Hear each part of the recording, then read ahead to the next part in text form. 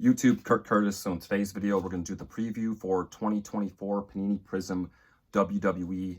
What's more exciting about this actual set that's coming out is the fact that it looks like Panini does get to continue the license on, at least for another year, I assume. I assume they would cut it off at like a year's end if it was going to get cut off. So in my opinion, this is really good news. I'm completely okay with like Topps eventually taking over, but I really wanted Panini to get to fulfill its 4-year like contract that it had, because I don't know, something didn't sit right with me with like, we only get 2 years of products from Panini and then that's it. But a nice 4-year chunk in the history of wrestling cards from Panini is I don't know, it's cool. It's like a good sample size of it. 2 years just doesn't feel right. Now, just because this came out doesn't necessarily mean they're going to have the full year or the year after that. I'm just speculating here. But even if they just get this 2024 year and they get 3 years instead of 4, like that's still, I don't know, that's still a lot better than 2 years in my opinion. But hopefully they get to do the 4 years. And this is a good indication that it might be possible that actually happens. Let's jump right into the set. First up, we're going to have WrestleMania parallels. Here's an example of Damian Priest. This is obviously a little bit different. We haven't really seen this with like logos on the side from past Prizm sets, so this is pretty cool. Also, undercard boxes with the disco parallels. We saw this last year. The undercard boxes, if you're not familiar, are like kind of a box in between a blaster and a hobby box. You get like one auto in it. It's kind of like a mini hobby box, but you know, definitely a lot bigger than a blaster. So it's a nice little in-between point for someone that like, I don't know, is on a budget, but wants more than a blaster. And we're going to talk more about undercard boxes later because there's some sick stuff coming out of that. And obviously we have the example of Roxanne Perez here. It looks pretty sick. I do like the design so far for this 2024 Prizm. It looks clean. I think it's just the same as like the basketball year and all that. It seems like Panini does that. It's the same for all sports. I like it. I got no problem with it. Nothing crazy, but definitely not bad at all. Next up, we got a legendary signatures example of Bret Hart.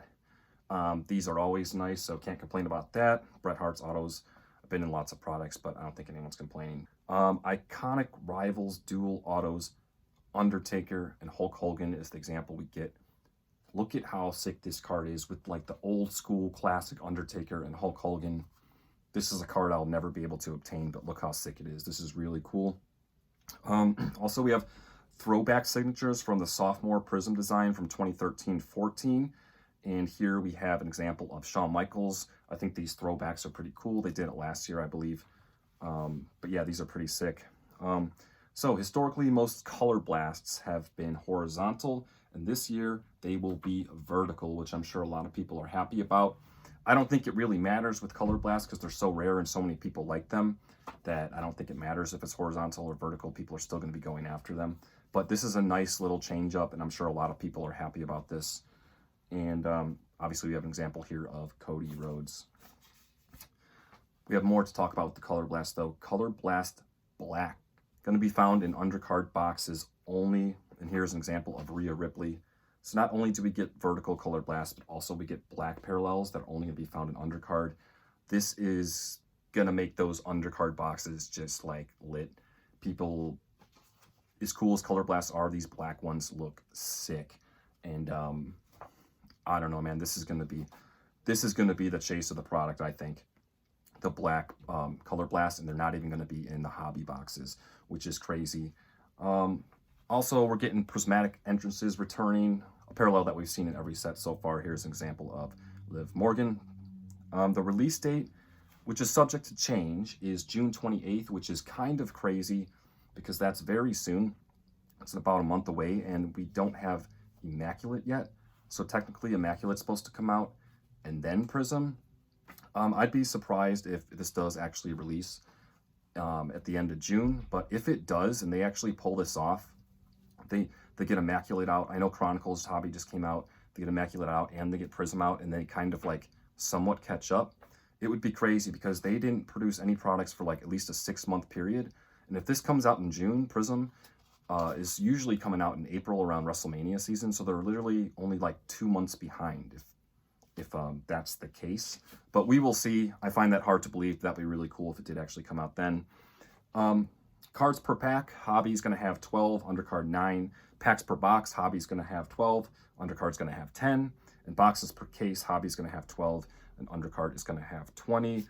The complete checklist is, the number isn't released yet, but I assume it's going to be 200 cards, or 100 horizontal and 100 vertical cards to make up the checklist for the base cards. And obviously you got all the different kinds of color in Prizm. So I'm super excited for this. I'm more excited the fact that the announcement of this means like they're going to be continuing in 2024, I assume. But also Prizm's not a bad set anyway. I know a lot of people consider Prizm like the premium set. With wrestling cards, I think a lot of people don't fall into that. A lot of people like Select better and other sets, but obviously Prizm is like the main set, which is always, with wrestling cards, the set that starts off like the new calendar year. And we're going to have a new rookie class. There's lots of people in NXT that I've seen over the last year that don't have cards. I think the rookie class is not going to be quite as big as the 2022 one, but I think it's actually going to be bigger than the 2023 rookie class. That was kind of a small class. I think we're going to get more names here, which is going to be pretty exciting.